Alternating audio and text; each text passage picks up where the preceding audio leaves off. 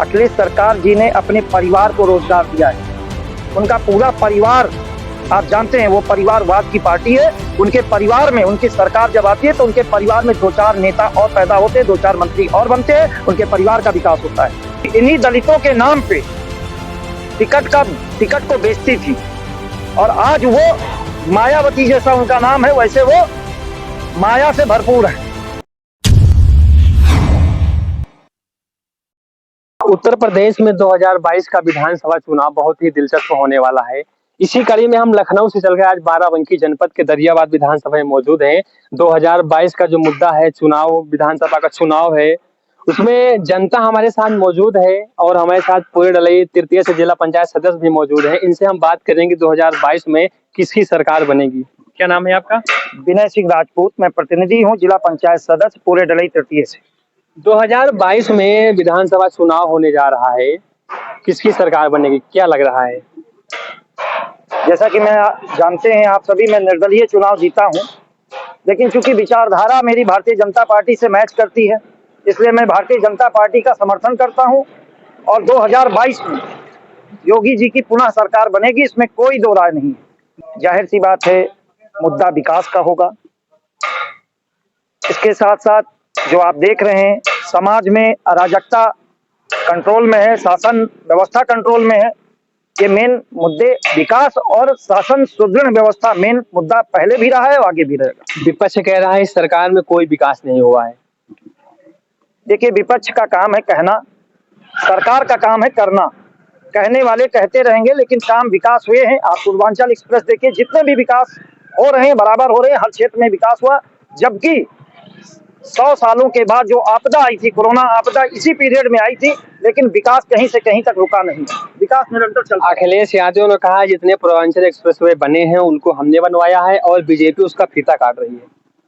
देखिए, ये तो सरकार में होता है। आज बहुत सारे काम ऐसे होंगे जो इस सरकार में घोषणा होगी और अगली सरकार में उसका लोकार्पण होगा। तो ये तो चलता रहता, निरंतर चलने वाली प्रक्रिया है। इसमें आरोप प्रत्यारोप राजनीति में तो लगते रहते हैं। नहीं, ये बिल्कुल मैं इसको निराधार बताऊंगा, क्योंकि दलित समाज भारतीय जनता पार्टी से काफी संख्या में जुड़े हैं। अगर नुकसान किसी का हुआ है तो वो दलित की जो मुखिया है, जिनका अभी आप नाम ले रहे हैं, मैं नाम लेना भी पसंद नहीं करूंगा, क्योंकि वो आप सभी जानते हैं कि इन्हीं दलितों के नाम पे टिकट को बेचती थी और आज वो मायावती जैसा उनका नाम है, वैसे वो माया से भरपूर है।